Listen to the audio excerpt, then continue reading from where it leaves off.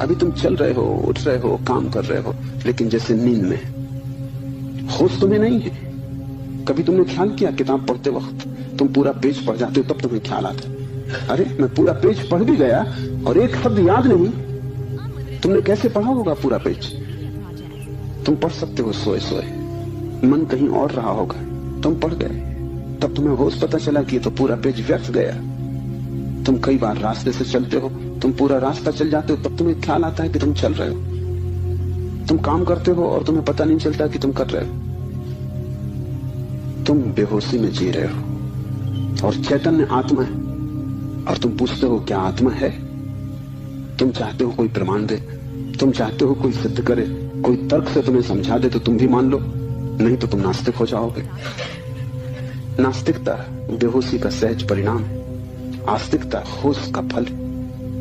जितना तुम्हारा होश बढ़ेगा तो जरूरत नहीं है कि तुम मानो कि आत्मा है, क्योंकि कई ना समझ मान रहे हैं, उससे कुछ हल नहीं होता। इस मुल्क में तो सभी मानते हैं कि आत्मा है, लेकिन इससे क्या फर्क पड़ता है?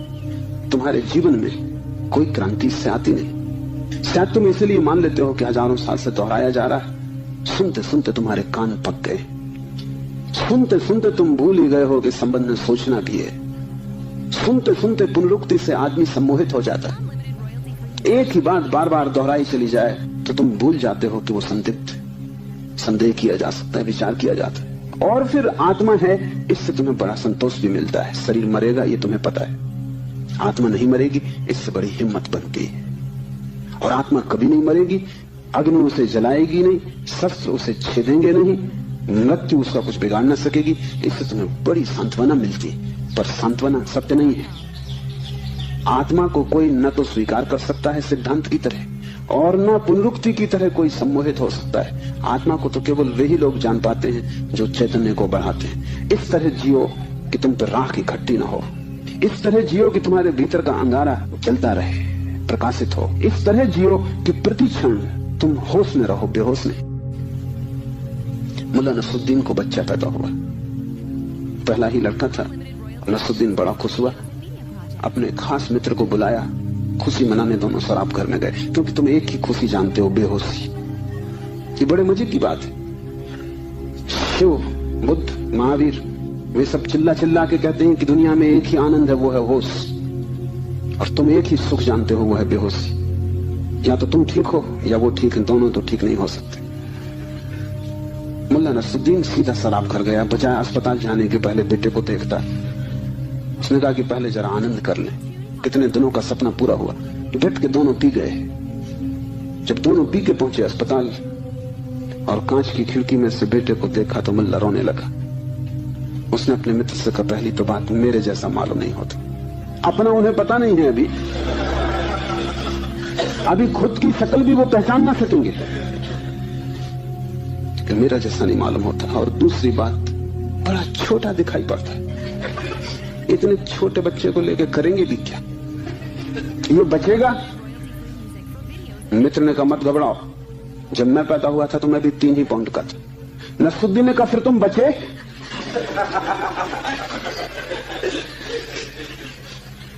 मित्र सोचने लगा, क्योंकि वो भी बेहोशी में था। उसने कहा, पक्का नहीं कह सकता। आदमी बेहोशी में है, उसके जीवन का सारा परिप्रेक्ष्य, उसकी सारी दृष्टि उसकी बेहोशी से भर जाती, सब धुआं धुआं हो जाता। तुम कुछ भी ठीक से नहीं देख पाते। और तुम एक ही सुख जानते हो कि जब तुम अपने को भूल जाते हो, चाहे सिनेमा हो, चाहे संगीत हो, चाहे सेक्स हो, जहां भी तुम अपने को भूल जाते हो वहीं तुम कहते हो बड़ा सुख आया। भूलने को तुम सुख कहते हो, विस्मरण को? कारण है क्योंकि जब भी तुम होश से भरते हो तुम सिवाय दुख के अपने जीवन में कुछ भी नहीं पाते। इसलिए जब भी तुम देखते हो जीवन को, जरा ही सजग होकर तुम पाते हो दुख दुख कुरूपता चारों तरफ। एक मेरे मित्र अविवाहित ही रह गए, उनसे मैंने पूछा कि क्या हुआ, कैसे चूक गए? तो उन्होंने कहा कि बड़ी अड़चन आई।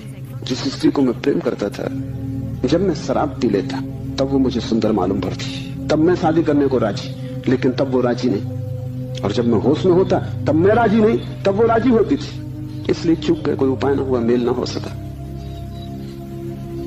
तुम जब भी आंख खोल कर देखोगे सब तरफ कुरूपता और दुख पाओगे। जब तुम बेहोश होते हो तब सब ठीक लगता है। इसलिए तुम्हें तकलीफ मालूम पड़ती। चैतन्य आत्मा असंभव, इसलिए दुख से गुजरना होगा। उसको ही तपश्चर्या कहा है। जब कोई व्यक्ति जागना शुरू करता है तो पहले तो उसे दुख में से ही गुजरना होगा, क्योंकि तुमने जन्मों जन्मों तक दुख अपने चारों तरफ निर्मित किए हैं। कौन उनसे गुजरेगा तुम अगर न गुजरे तो। इसको हमने कर्म कहा है। कर्म का कुल इतना ही अर्थ है कि जन्मों जन्मों तक हमने चारों तरफ दुख निर्मित किए। जाने अनजाने हमने दुख की फसल बोई है, काटेगा कौन। तो जब भी तुम होश में आते हो तुम्हें फसल दिखाई पड़ती बड़ी लंबी, इस खेत से तुम्हें गुजरना पड़ेगा। डर के मारे तुम वहीं बैठ जाते हो, फिर आंख बंद करके शराब पी लेते हो कि तो बहुत झंझट का काम है। लेकिन जितनी तुम शराब पीते हो उतनी ये फसल बढ़ती जाती। हर जन्म तुम्हारे कर्म की श्रृंखला में कुछ और जोड़ जाता है, घटाता नहीं। तुम और भी गर्त में उतर जाते हो, नरक और करीब आ जाता है। होश से भरोगे तो पहला तो घटना ये घटने ही वाली है कि तुम्हारे जीवन में चारों तरफ दुख दिखाई पड़ेगा, नरक, क्योंकि तुमने वो निर्मित किया है। और अगर तुमने हिम्मत रखी, साहस रखा और तुम उस दुख से गुजर गए, तो जिस दुख से तुम सचेतन रूप से गुजर जाओगे वो फसल कट गई। उन दुखों से तुम्हें न गुजरना पड़ेगा फिर। और अगर एक बार तुम सारी दुख की श्रृंखला से गुजर जाओ, कर्म की श्रृंखला से, क्योंकि वो तुम्हारी आत्मा के चारों तरफ बंधी हुई जंजीरें, अगर तुम उन सब से गुजर जाओ और होश न खो और हिम्मत जारी रखो कि कोई फिक्र नहीं, जितना दुख मैंने पैदा किया है मैं गुजरूंगा, मैं अंत तक जाऊंगा। मैं उस प्रथम घड़ी तक जाना चाहता हूं जब मैं निर्दोष था और दुख की यात्रा शुरू न हुई थी, जब मेरी आत्मा परम पवित्र थी और मैंने कुछ भी संग्रह न किया था दुख का। मैं उस समय तक प्रवेश करूंगा ही, चाहे कुछ भी परिणाम हो, कितना ही दुख, कितनी ही पीड़ा। अगर तुमने इतना साहस रखा तो आज नहीं कल दुख से पार होकर तुम उस जगह पहुंच जाओगे जहां शिव का सूत्र तुम्हें समझ में आएगा, चैतन्य आत्मा है। और एक बार तुम अपने भीतर के चैतन्य में प्रतिष्ठित हो जाओ, फिर तुमसे कोई दुख पैदा नहीं होता, क्योंकि बेहोश आदमी अपने चारों तरफ दुख पैदा करता है। तुमने देखा है शराबी को चलते हुए रास्ते पर वो कैसा डगमगाता है। ऐसी तुम्हारी जिंदगी है। कहीं पैर रखते हो, कहीं पड़ता है। कहीं जाना चाहते हो, कहीं पहुंच जाते हो। कुछ करना चाहा था, कुछ और ही हो जाता है। कुछ कहने निकले थे, कुछ और ही कह के घर लौट आते हो। इसे तुम रोज देख रहे हो, फिर भी तुम समझ नहीं पाते कि क्यों हो रहा है। तुम गए थे किसी से क्षमा मांगने और झगड़ा करके वापस आ गए। होश में हो तुम बात प्रेम की कर रहे थे, दुश्मनी हो गई। एक आदमी शराब पिए आकाश की तरफ देखता हुआ चला जा रहा था। एक कार उसके पास से निकली, बामुश्किल ड्राइवर बचा पाया। गाड़ी रोक के ड्राइवर ने कहा, महानुभाव, अगर आप नहीं देखते वहां जहां आप जा रहे हैं तो फिर आप वहीं चले जाएंगे जहां आप देख रहे हैं। और हम सब चले जा रहे हैं, हमें कुछ पता भी नहीं कि हम कहां जा रहे हैं, क्यों जा रहे हैं, कहां देख रहे हैं, क्यों देख रहे हैं। क्योंकि एक बेचैनी है भीतर जो बैठने भी नहीं देती, एक शक्ति है भीतर जो चलाए चली जाती है। फिर हम जो भी करते वो सबके उल्टे परिणाम आते हैं। लोग मेरे पास आते हैं, वो कहते हैं हमने बदी तो कभी की नहीं, नेकी की और फल बदी मिल रहा है। ऐसा हो नहीं सकता कि तुम नेकी करो फल में बदी मिले। ऐसा हो नहीं सकता कि तुम आम के बीज बो और नीम के फल लगे। ऐसा हो नहीं सकता। इतना ही हो सकता है कि तुम ऐसे बेहोशी में बोए होगे, बोए तुमने नीम के ही फल, तुम होश में न थे, क्योंकि वृक्ष थोड़ी झूठ बोलेगा। तुम ही कहीं बोते वक्त भूल में पड़े होगे। तुम जब नेकी भी करते हो तब भी तुम्हारा नेकी करने का मन नहीं होता। तुम सच भी बोलते हो तो तुम दूसरे को चोट पहुंचाने के लिए सच बोलते हो। तुम सच बोलते हो दूसरे के अपमान के लिए। तुम सच बोलते हो जैसे तुम सच का उपयोग एक घातक हथियार की तरह कर रहे हो। तुम्हारे सत्य कड़वे होते हैं। सत्य के कड़वे होने की कोई भी जरूरत नहीं, लेकिन मजा तुम्हें कड़वेपन में है, सत्य में तुम्हें मजा भी नहीं। तुम्हारा झूठ सदा मीठा होता है, तुम्हारा सत्य सदा कड़वा होता है। बात क्या है? क्या कड़वापन सत्य का स्वभाव है? क्या मिठास झूठ का हिस्सा है? नहीं। झूठ को तुम चलाना चाहते हो, तुम उसे मीठा बनाते हो, क्योंकि अगर वो मीठा ना होगा तो चलेगा नहीं। एक तो झूठ चलना मुश्किल, मिठास के सहारे ही चलेगा। जैसे कड़वी दवा की गोली पर हम मीठी परत चढ़ा देते, बच्चा मीठी गोली समझ के खा लेता है, और जब तक कड़वेपन का पता चलता है तब तक गोली भीतर जा चुकी है। तुम झूठ को मीठा बनाते हो क्योंकि तुम झूठ चलाना चाहते हो। तुम सत्य को कड़वा बनाते हो क्योंकि सत्य से तुम केवल चोट करना चाहते हो, उसको चलाना नहीं चाहते। तुम सत्य बोलते ही तब हो जब तुम सत्य का इस तरह उपयोग कर सको कि वो झूठ से बदतर साबित हो, तभी तुम बोलते हो। तुम बेहोश हो, तुम्हारे कृत्यों का तुम्हें कुछ पता नहीं कि तुम क्या कर रहे हो। इसे थोड़ा होशपूर्वक देखना शुरू करो। जो तुम बोलना चाहते हो वही बोले, या तुम कुछ और बोल गए? क्या तुमने यही सोचा था बोलने के लिए जो तुम बोले? मार्क ट्वेन लौटता था एक रात, उसकी पत्नी ने पूछा, घर आया, पत्नी ने पूछा कैसा रहा व्याख्यान? वो व्याख्यान देने गया था। उसने कहा कौन सा व्याख्यान? जो मैंने तैयार किया था वो, या जो मैंने वहां दिया वो, या जो मैं चाहता था कि देता वो? कौन सा व्याख्यान? एक तो आदमी तैयार करता है और एक आदमी फिर जो देता है, उसमें बड़ा फर्क है। और फिर एक जो घर लौटते वक्त तो सोचता है दिया होता है। तीनों अलग अलग है। होश में हो, सब निशाने तुम्हारे चूक जाते हैं। तुम्हारी जिंदगी में कभी भी कोई निशाना लगा? आंख बंद करके भी आदमी तीर चलाता रहे तो कभी ना कभी निशाना लगेगा। मैंने सुना है कि अगर बंद घड़ी भी दीवार पर टंगी रहे तो 24 घंटे में 2 बार सही समय बताएगी। तुम्हारी जिंदगी में ऐसा भी नहीं आया कि 2 बार भी तुमने सही समय बताया हो। तुम बंद घड़ी से गए बीते। अंधेरे में भी आदमी तीर चलाता रहे तो कभी ना कभी निशान तो लग जाएगा। तुम खुली आंख से होश में प्रकाश में तीर चलाते हो, कभी निशाने पे नहीं लगता। क्या बात होगी? मुल्ला नसरुद्दीन को बड़ा शौक था हिरन की शिकार करने का। तीसरी बार जब वो शिकार करने जंगल पहुंचा और जंगल के विश्राम गृह में उसने अपना सामान रखा और तैयारी की, और जब सूटकेस खोला तो उसने एक बड़ी फोटो रखी थी और पत्नी ने उस फोटो के नीचे लिखा था, मुल्ला हिरन इस तरह का होता है। उन्हें शिकार का शौक था लेकिन हिरन का पता नहीं था। तुम कुछ भी मार मूर के घर आ जाओगे, हिरन ठीक से फोटो देख लेना। तुम सब जगह चूक गए हो, वही तुम्हारे जीवन का दुख है। और चूकने का कुल कारण है कि तुम होश में नहीं हो। इसलिए जो भी करो होशपूर्वक करो। उठो तो भी होशपूर्वक, चलो तो भी होशपूर्वक। महावीर ने कहा है विवेक से चलो, विवेक से बैठो, विवेक से भोजन करो, विवेक से बोलो, विवेक से सो तक। महावीर से कोई पूछता है कि साधु कौन, तो महावीर ने कहा जो अमूर्छित है। और असाधु कौन? तो महावीर ने कहा जो मूर्छित है, जो सोया सोया जी रहा है वो असाधु, जो जागा जागा जी रहा है वो साधु। यही शिव कह रहे हैं, चैतन्य आत्मा, चैतन्य को बढ़ाओ। धीरे धीरे आत्मा की झलक तुम्हारे जीवन में आनी निश्चित है। दूसरा सूत्र है ज्ञानम बंधा, ज्ञान बंध है। बड़ी हैरानी का सूत्र है। ज्ञान के बहुत अर्थ है। एक तो जब तक तुम इस ज्ञान से भरे हो कि मैं हूं, तब तक तुम अज्ञान में रहोगे, क्योंकि मैं अज्ञान है, अहंकार अज्ञान है। जिस दिन तुम आत्मा से भरोगे उस दिन हूंपन तो रहेगा, मैंपन नहीं रहेगा। मैं हूं, इसमें से मैं तो कट जाएगा, सिर्फ हूं रहेगा। इसे थोड़ा प्रयोग करके देखो। कभी किसी वृक्ष के नीचे शांत बैठकर खोजो कि तुम्हारे भीतर मैं कहां है। तुम कहीं भी ना पाओगे। हूं तो तुम सब जगह पाओगे, मैं तुम कहीं भी ना पाओगे। सब जगह तुम्हें अस्तित्व मिलेगा, लेकिन अस्तित्व के साथ अहंकार तुम्हें कहीं भी ना मिलेगा। अहंकार तुम्हारी निर्मित है, वो तुम्हारा बनाया हुआ है, वो झूठा है, वो असत्य है, उससे ज्यादा अप्रामाणिक और कुछ भी नहीं। वो काम चलाऊ है, उसकी संसार में जरूरत है, लेकिन उसकी सत्य में कहीं भी कोई स्थान नहीं। तो एक तो मैं हूं, ये ज्ञान बंध का कारण है। मेरा बोध, हूंपन का बोध नहीं। हूंपन का बोध तो शुद्ध है, उसमें कोई सीमा नहीं है। जब तुम कहते हो हूं, तो तुम्हारे हूं में और वृक्ष के हूं में कोई फर्क होगा? तुम्हारे हूं में और मेरे हूं में कोई फर्क होगा? जब तुम सिर्फ हो तो नदियां, पहाड़, वृक्ष सभी एक हो गए। जैसे ही मैंने कहा मैं, वैसे ही मैं अलग हुआ। जैसे ही मैंने कहा मैं, वैसे ही तुम टूट गए, पर हो गए, अस्तित्व से मैं पृथक हो गया। हूंपन ब्रह्म है और मैं मनुष्य की अज्ञान दशा है।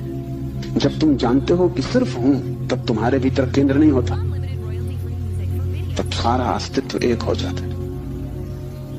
तब तुम उस लहर की तरह हो जो सागर में खो गई। अभी तुम उस लहर की तरह हो जो जम के बर्फ हो गई, सागर से टूट गई है। ज्ञानम बंधा, पहला तो ज्ञान बंध है, इस बात का ज्ञान कि मैं हूं। दूसरा ज्ञान बंध है वो सब ज्ञान जो तुम बाहर से इकट्ठा कर लिया, जो तुमने शास्त्रों से चुराया है, जो तुमने सदगुरुओं से उधार लिया है, जो तुम्हारी स्मृति है, वो सब बंधन है। उससे तुम्हें मुक्ति ना मिलेगी। इसलिए तुम पंडित से ज्यादा बंधा हुआ आदमी ना पाओगे। मेरे पास सब तरह के लोग आते हैं, सब तरह के मरीज, उसमें पंडित से ज्यादा कैंसर ग्रस्त कोई भी नहीं। उसका इलाज नहीं, वो ला इलाज है। उसकी तकलीफ यह है कि वो जानता है, इसलिए न वो सुन सकता न वो समझ सकता। तुम उससे कुछ बोलो, इसके पहले कि तुम बोलो उसने उसका अर्थ कर लिया है। इसके पहले कि वो तुम्हें सुने उसने व्याख्या निकाल ली। शब्दों से भरा हुआ चित्त जानने में असमर्थ हो जाता है। वो इतना ज्यादा जानता है बिना कुछ जाने, क्योंकि सब जाना हुआ उधार है। शास्त्र से अगर ज्ञान मिलता होता तो सभी के पास शास्त्र है, ज्ञान सभी को मिल गया होता। ज्ञान तो तब मिलता है जब कोई निशब्द हो जाता है, जब वो सभी शास्त्रों को विसर्जित कर देता है, जब वो उस सब ज्ञान को जो दूसरों से मिला है वापस लौटा देता है जगत को, जब वो उसे खोजता है जो मेरा मूल अस्तित्व है, जो मुझे दूसरे से नहीं मिला। इसे थोड़ा समझो, तुम्हारा शरीर तुम्हें माँ और पिता से मिला है। तुम्हारे शरीर में तुम्हारा कुछ भी नहीं है। आधा तुम्हारी माँ का दान है, आधे तुम्हारे पिता का दान है। फिर तुम्हारा शरीर तुम्हें भोजन से मिला है, वो जो रोज तुम भोजन कर रहे हो। 5 तत्वों से मिला है, वायु है, अग्नि है, 5 तत्व हैं, उनसे तुम्हें मिला है। इसमें तुम्हारा कुछ भी नहीं है। लेकिन तुम्हारी चेतना तुम्हें 5 तत्वों में से किसी से भी नहीं मिली। तुम्हारी चेतना तुम्हें माँ और पिता से भी नहीं मिली। तुम जो जो जानते हो वो तुमने स्कूल विश्वविद्यालय से सीखा है, शास्त्रों से सुना है, गुरुओं से पाया है। वो तुम्हारे शरीर का हिस्सा है, तुम्हारी आत्मा का नहीं। तुम्हारी आत्मा तो वही है जो तुम्हें किसी से भी नहीं मिली। जब तक तुम उस शुद्ध तत्व को न खोज लोगे जो निपट तुम्हारा है, जो तुम्हें किसी से भी नहीं मिला है, न माँ ने दिया, न पिता ने, न समाज ने, न गुरु ने, न शास्त्र ने, वही तुम्हारा स्वभाव है। ज्ञान बंद है क्योंकि वो तुम्हें इस स्वभाव तक न पहुंचने देगा। ज्ञान ने ही तुम्हें बांटा है। तुम कहते हो मैं हिंदू, तुमने कभी सोचा कि तुम हिंदू क्यों हो? तुम कहते हो मैं मुसलमान, तुमने कभी विचारा कि तुम मुसलमान क्यों हो? हिंदू और मुसलमान में फर्क क्या है? क्या उनका खून निकाल के कोई डॉक्टर परीक्षा करके बता सकता है कि हिंदू का खून है या मुसलमान का खून? क्या उनकी हड्डियां काट के कोई बता सकता है कि हड्डी मुसलमान से आती है कि हिंदू से आती? कोई उपाय नहीं। शरीर की जांच से कुछ भी पता न चलेगा, क्योंकि दोनों के शरीर 5 तत्वों से बनते हैं। लेकिन अगर उनकी खोपड़ी की जांच करो तो पता चल जाएगा कि कौन हिंदू है कौन मुसलमान है, क्योंकि दोनों के शास्त्र अलग, दोनों के सिद्धांत अलग, दोनों के शब्द अलग। शब्दों का भेद है तुम्हारे बीच। तुम हिंदू हो क्योंकि तुम्हें एक तरह का ज्ञान मिला जिसका नाम हिंदू, दूसरा जैन है क्योंकि उसे दूसरे तरह का ज्ञान मिला जिसका नाम जैन। तुम्हारे बीच जितने फासले हैं, दीवालें हैं, वो ज्ञान की दीवालें, और सब ज्ञान उधार। तुम एक मुसलमान बच्चे को हिंदू के घर में रख दो, वो हिंदू की तरह बड़ा होगा, वो ब्राह्मण की तरह जनेऊ धारण करेगा, वो उपनिषद और वेद के वचन उद्धृत करेगा। और तुम एक हिंदू के बच्चे को मुसलमान के घर रख दो, वो कुरान की आयत दोहराएगा। ज्ञान तुम्हें बांटता है क्योंकि ज्ञान तुम्हारे चारों तरफ एक दीवार खींच देता है, और ज्ञान तुम्हें लड़ाता है, और ज्ञान तुम्हारे जीवन में वैमनस्य और शत्रुता पैदा करता है। थोड़ी देर को सोचो, अगर तुम्हें कुछ भी ना सिखाया जाए कि तुम हिंदू हो या मुसलमान या जैन या पारसी, तो तुम क्या करोगे? तुम बड़े होगे एक मनुष्य की भांति, तुम्हारे बीच कोई दीवार ना होगी। दुनिया में कोई 300 धर्म है, 300 कारागृह, और हर आदमी पैदा होते से एक कारागृह या दूसरे कारागृह में डाल दिया जाता है। और पंडित पुरोहित बड़ी चेष्टा करते हैं कि बच्चे पे जल्दी से जल्दी कब्जा हो जाए। उसको वो धर्म शिक्षा कहते हैं, उससे ज्यादा अधर्म और कुछ भी नहीं। वो उसको धर्म शिक्षा कहते हैं। 7 साल के पहले बच्चे को पकड़ लें, क्योंकि 7 साल का बच्चा अगर बड़ा हो गया तो फिर पकड़ना रोज रोज मुश्किल होता जाएगा। और बच्चे को अगर थोड़ा भी बोध आ गया तो फिर वो सवाल उठाने लगे, और सवालों का जवाब पंडितों के पास बिल्कुल नहीं है। पंडित सिर्फ मूढ़ों को तृप्त कर पाते हैं। जितनी कम बुद्धि का आदमी हो, पंडित से उतनी जल्दी तृप्त हो जाता है। वो एक प्रश्न पूछता, उत्तर मिल जाता है। तुम जाते हो पंडित से पूछते हो संसार को किसने बनाया, वो कहता भगवान ने। तुम प्रश्न घर लौटाते हो बिना पूछे कि भगवान को किसने बनाया। अगर तुम दूसरा प्रश्न पूछते, पंडित नाराज हो जाता, क्योंकि उसका उसे भी पता नहीं, किताब में वो लिखा नहीं। और फिर झंझट की बात है, परमात्मा को किसने बनाया। फिर तुम पूछते ही चले जाओगे, वो कोई भी जवाब दे, तुम पूछोगे उसको किसने बनाया। अगर गौर से देखो तो तुम्हारे पहले सवाल का जवाब दिया नहीं गया है। पंडित ने तुम्हें सिर्फ संतुष्ट कर दिया क्योंकि तुम बहुत बुद्धिमान नहीं। और बच्चे अबोध, उनका अभी तर्क नहीं जगा, विचार नहीं जगा, अभी वो प्रश्न नहीं पूछ सकते। अभी तुम जो भी कचरा उनके दिमाग में डाल दो, वो उसे स्वीकार कर लेंगे। बच्चे सभी को स्वीकार कर लेते हैं क्योंकि वो सोचते हैं जो भी दिया जा रहा है वो सभी ठीक है। बच्चा ज्यादा सवाल नहीं उठा सकता, सवाल उठाने के लिए थोड़ी प्रौढ़ता चाहिए, इसलिए सभी धर्म बच्चों की गर्दन पकड़ लेते हैं और फांसी लगा देते हैं। फांसी बड़ी सुंदर है, किसी के गले में बाइबल लटकी, किसी के गले में समय लटका है, किसी के गले में कुरान लटकी, किसी के गले में गीता लटकी। ये इतने प्रीतिकर बंधन है कि इनको छोड़ने की हिम्मत फिर जुटानी बहुत मुश्किल है। और जब भी तुम इन्हें छोड़ना चाहोगे एक खतरा सामने आ जाएगा, क्योंकि इन्हें छोड़ा तो तुम अज्ञानी, क्योंकि जैसे तुम इनको छोड़ोगे तुम पाओगे मैं तो कुछ जानता नहीं, बस ये किताब सारी संपदा है, इसको संभालो। अपने अज्ञान को छिपाने का यही तो एक उपाय है। लेकिन अज्ञान छिपने से अगर मिटता होता तो बड़ी आसान बात हो गई होती। अज्ञान छिपने से बढ़ता है, जैसे कोई अपने घाव को छिपा ले, उससे कुछ मिटेगा नहीं, घाव और भीतर भीतर बढ़ेगा, मवाद पूरे शरीर में फैल जाएगी। शिव कहते हैं ज्ञान बंध, ज्ञान सीखा हुआ, ज्ञान उधार, ज्ञान दूसरे से लिया हुआ बंधन का कारण है। तुम उस सब को छोड़ देना जो दूसरे से मिला है, तुम उसकी तलाश करना जो तुम्हें किसी से भी नहीं मिला, तुम उसकी खोज में निकलना, उस चेहरे की खोज में जो तुम्हारा है। तुम्हारे भीतर छिपा हुआ एक झरना है चैतन्य का, जो तुम्हें किसी से भी नहीं मिला, जो तुम्हारा स्वभाव है, जो तुम्हारी निज संपदा है, निजत्व है, वही तुम्हारी आत्मा है। तीसरा सूत्र है योनि वर्ग और कला शरीर। योनि से अर्थ है प्रकृति, इसलिए हम स्त्री को प्रकृति कहते हैं। स्त्री शरीर देती है, वो प्रकृति की प्रतीक है। और कला का अर्थ है कर्ता का भाव। एक ही कला है, वो कला है संसार में उतरने की कला, और वो है कर्ता का भाव। इन दो चीजों से मिलकर तुम्हारा शरीर निर्मित होता है। तुम्हारे कर्ता का भाव, तुम्हारा अहंकार, और प्रकृति से मिला हुआ शरीर। अगर तुम्हारे भीतर कर्ता का भाव है तो तुम्हें योग्य शरीर प्रकृति देती चली जाएगी। इसी तरह तुम बार बार जन्मे हो। कभी तुम पशु थे, कभी पक्षी थे, कभी वृक्ष थे, कभी मनुष्य। तुमने जो चाहा है वो तुम्हें मिला है। तुमने जो आकांक्षा की है, तुमने जो कर्तृत्व की वासना की है, वही घट गया है। तुम्हारे कर्तृत्व की वासना घटना बन जाती, विचार वस्तु में बन जाती। इसलिए बहुत सोच विचार के वासना करना, क्योंकि सभी वासनाएं पूरी हो जाती देर अबेर। अगर तुम बहुत बार देखते हो आकाश में पक्षी को और सोचते हो कैसी स्वतंत्रता पक्षी को, खास हम पक्षी होते, देर न लगेगी, जल्दी तुम पक्षी हो जाओ। तुम अगर देखते हो एक कुत्ते को संभोग करते हुए और तुम सोचते हो कैसी स्वतंत्रता, कैसा सुख, जल्दी ही तुम कुत्ते हो जाओ। तुम जो भी वासना अपने भीतर संग्रहित करते हो वो बीज बन जाती। प्रकृति तो केवल शरीर देती है, कलाकार तो तुम ही हो, स्वयं को निर्माण करने वाले। अपने शरीर को तुमने ही बनाया है, ये कला का अर्थ है। कोई तुम्हें शरीर नहीं दे रहा है, तुम्हारी वासना ही निर्मित करती है। तुमने कभी ख्याल किया रात तुम सोते हो तो आखिरी जो विचार होता है सोते समय, वही सुबह उठते वक्त पहला विचार होगा। रात भर तुम सोए रहे, वो बीज की तरह विचार भीतर पड़ा रहा, जो अंतिम था वो सुबह प्रथम होगा। तुम मरोगे इस शरीर से, आखिरी मरते क्षण में तुम्हारे सारे जीवन की वासना संग्रहित होकर बीज बन जाएगी। वही बीज नया गर्भ बन जाएगा। जहां से तुम मिटे वहीं से तुम फिर शुरू हो जाओगे। तुम जो भी हो ये तुम्हारा ही कृत्य है, किसी दूसरे को दोष मत देना। यहाँ कोई दूसरा है भी नहीं जिसको दोष दिया जा सके। ये तुम्हारे ही कर्मों का संचित फल है। तुम जो भी हो, सुंदर कुरूप, दुखी सुखी, स्त्री पुरुष, तुम जो भी हो, ये तुम्हारे ही कृत्यों का फल है। तुम ही हो कलाकार अपने जीवन के। मत कहना कि भाग्य ने बनाया है, क्योंकि वो धोखा है। उस भांति तुम जिम्मेवारी किसी और पर डाल रहे हो। मत कहना कि परमात्मा ने भेजा है। तुम परमात्मा पर जिम्मेदारी मत डालना, क्योंकि ये तरकीब है खुद के दायित्व से बचने की। इस कारागृह में तुम अपने ही कारण हो।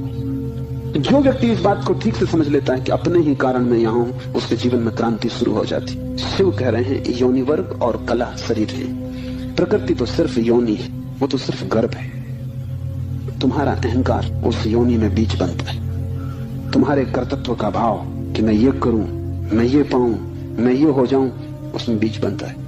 और जहां भी तुम्हारे कर्तृत्व की कला और प्रकृति की योनि का मिलन होता है, शरीर निर्मित हो जाता है। इसलिए बुद्ध पुरुष कहते हैं सभी वासनाओं को छोड़ दो, तभी तुम मुक्त हो सकोगे।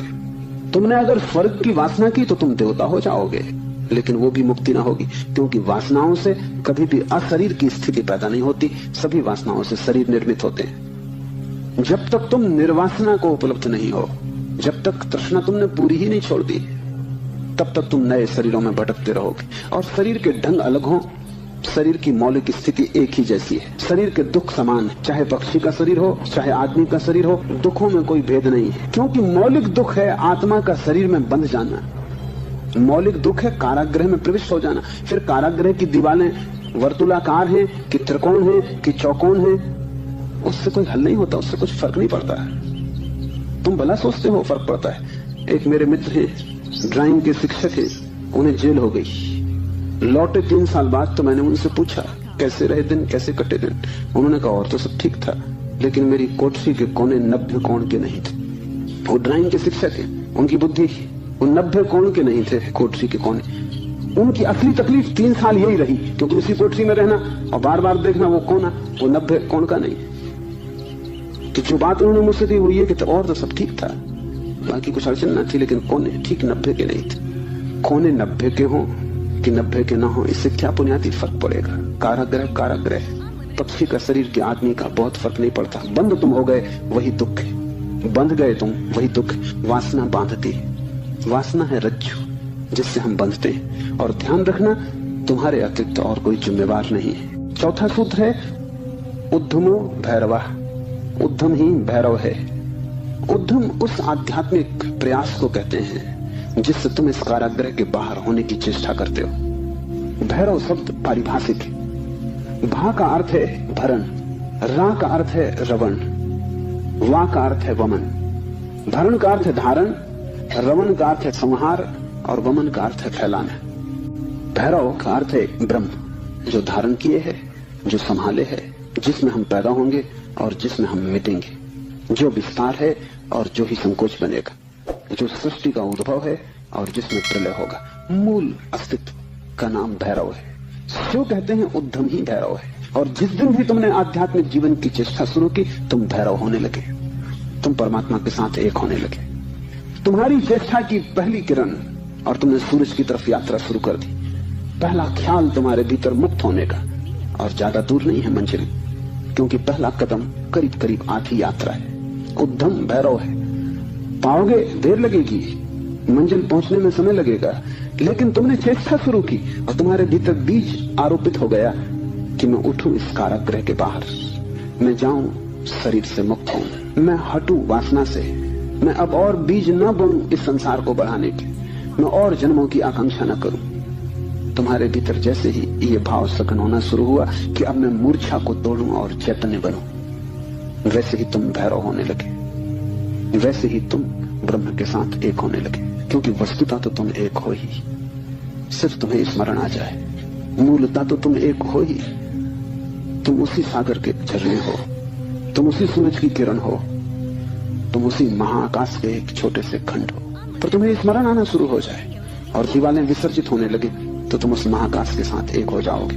उद्धम भैरव है। बड़ी सघन चेष्टा करनी जरूरी है, क्योंकि नींद गहरी। तोड़ोगे सतत तो ही टूट पाएगी, आलस्य करोगे संभव नहीं होगा। आज तोड़ोगे कल फिर बना लोगे तो फिर भटकते रहोगे। एक हाथ से तोड़ोगे दूसरे से बनाते जाओगे तो श्रम व्यर्थ होगा। उद्यम का अर्थ है तुम्हारी पूरी चेष्टा संलग्न हो जाए। लोग मेरे पास आते हैं, वो कहते हैं हम करते हैं लेकिन कुछ हो नहीं रहा। और मैं उनकी शक्ल देखता हूँ, वो करते हैं ही नहीं, या ऐसा मरे मरे करते हैं जैसे मक्खियां उड़ा रहे हैं। उनके करने में कोई प्राण नहीं है, इसलिए नहीं होता। लेकिन वो आते ऐसे हैं जैसे कि वो परमात्मा तो कोई बड़ी कृपा कर रहे हैं कि करते हैं और नहीं हो रहा। शिकायत लेके आए, कहीं कुछ गड़बड़ हो रही, कहीं कोई अन्याय हो रहा है, कि दूसरों को हो रहा है हमें नहीं हो रहा। इस जगत में अन्याय होता ही नहीं। इस जगत में जो भी होता है न्याय है, क्योंकि यहाँ कोई आदमी नहीं बैठा है न्याय अन्याय करने को। जगत में तो नियम है, उन्हीं नियमों का नाम धर्म है। तुम अगर इस क्षेत्र से चले गिरोगे, टांग टूट जाएगी, तो तुम जाके अदालत में ये नहीं कहोगे कि गुरुत्वाकर्षण के कानून पर एक मुकदमा चलाता। तो अदालत कहेगी तुम तिरछे मत चलते, गुरुत्वाकर्षण तुम्हें गिराने में उत्सुक नहीं है, न तुम्हें संभालने में उत्सुक है। तुम जब सीधे सीधे चलते हो वही तुम्हें संभालता है, जब तुम तिरछे चलते हो वही तुम्हें गिराता है। न गिराने की उसकी कोई आकांक्षा है, न संभालने की। तटस्थ है जगत का नियम, उस तटस्थ नियम का नाम धर्म है। उसको हिंदुओं ने रित कहा है। वो परम नियम है, वो तुम्हारी तरफ पक्षपात नहीं करता कि किसी को गिरा दे किसी को उठा दे। तुम जैसे ही ठीक चलने लगते हो वो तुम्हें संभालता है, तुम गिरना चाहते हो वो तुम्हें गिराता है। वो हर हालत में उपलब्ध है। तुम जैसा भी उसका उपयोग करना चाहते हो वो तुम्हें खुला है, उसके द्वार बंद नहीं है। तुम सिर ठोकना चाहते हो दरवाजे से, सिर ठोक लो। तुम दरवाजा खोल के भीतर जाना चाहते हो, भीतर चले जाओ, वो तटस्थ है। उद्यम भैरव है, महान श्रम चाहिए। उद्यम का अर्थ है प्रगाढ़ श्रम, तुम्हारी समग्रता लग जाए श्रम में, उसका नाम उद्यम है। और तब देर न लगी कि तुम्हारे भैरव हो जाने में। शक्ति चक्र के संधान से विश्व का संहार हो जाता है, 5वां सूत्र है। और अगर तुमने ठीक उद्यम किया है, अगर तुमने अपनी संपूर्ण ऊर्जा को संलग्न कर दिया चेष्टा में, सत्य की खोज, परमात्मा की खोज या आत्मा की खोज में, तो तुम्हारे भीतर जो शक्ति का चक्र है वो पूर्ण हो जाता है। अभी तुम्हारे भीतर शक्ति का चक्र पूर्ण नहीं, कटा बटा है। वैज्ञानिक कहते हैं कि बुद्धिमान से बुद्धिमान आदमी भी अपनी 15% से ज्यादा प्रतिभा का उपयोग नहीं करता। 85% प्रतिभा ऐसे ही सड़ जाती। ये तो बुद्धिमान आदमी की बात है। बुद्धू का क्या हिसाब, वो तो शायद करते ही नहीं। हम अपने शरीर की भी ऊर्जा का पूरा उपयोग नहीं करते, 5% ज्यादा से ज्यादा। तो अगर हम मंदे मंदे जीते, अगर हमारा दिया टिमटिमाता लगता है, तो कसूर किसका है? तुम जीते ही नहीं पूरी तरह, जैसे तुम जीने से भी भयभीत हो कि लपट कहीं जोर से ना आ जाए। तुम डरे डरे हो, तुम कपते कपते जीते हो, तो फिर शक्ति का जो चक्र है तुम्हारे भीतर वो पूरा नहीं हो पाता। तो तुम्हारी गाड़ी ऐसे चलती जैसे कभी कार को तुमने देखा हो, पेट्रोल कभी आता कभी नहीं आता, कभी कचरा आता, तो कार ऐसे चलती जैसे हिचकी खा रही हो। बस ऐसा तुम्हारा जीवन है, हिचकी खाते तुम चलते हो। जरा जरा सी शक्ति के खंड खंड आते हैं, अखंड शक्ति नहीं हो पाती। जिस चीज में भी तुम अपनी पूरी शक्ति लगा दोगे, वो कोई भी हो चीज, अगर तुम चित्र बनाते हो और चित्रकार हो और तुमने अपनी पूरी शक्ति को चित्र बनाने में लगा दिया, पूरी कि रत्ती भर बाकी ना बची, तो तुम वहीं से मुक्त हो जाओगे, क्योंकि वही उद्यम पूर्ण होते ही भैरव हो जाता है। अगर तुम एक मूर्तिकार हो, तुमने सब कुछ मूर्ति में समाहित कर दिया कि मूर्ति बनाते समय तुम ना बचे, बस मूर्ति ही बची, तो शक्ति का चक्र पूरा हो जाता है। जब तुम पूरी शक्ति को निमज्जित करते हो किसी भी कृत्य में, वही ध्यान हो जाता है। भैरव निकट, मंदिर पास आ गया। 5वां सूत्र है शक्ति चक्र के संधान से विश्व का संहार हो जाता है। और जब भी तुम्हारी शक्ति का चक्र पूरा होता है, टोटल, समग्र, अंश अंश नहीं पूर्ण, उसी क्षण तुम्हारे लिए विश्व समाप्त हो गया। तुम्हारे लिए फिर कोई संसार नहीं, तुम परमात्मा हो गए, तुम भैरव हो गए, तुम मुक्त हो। फिर तुम्हारे लिए न कोई बंधन है, न कोई शरीर है, न कोई संसार है। पूर्ण शक्ति का प्रयोग स्मरण रखना।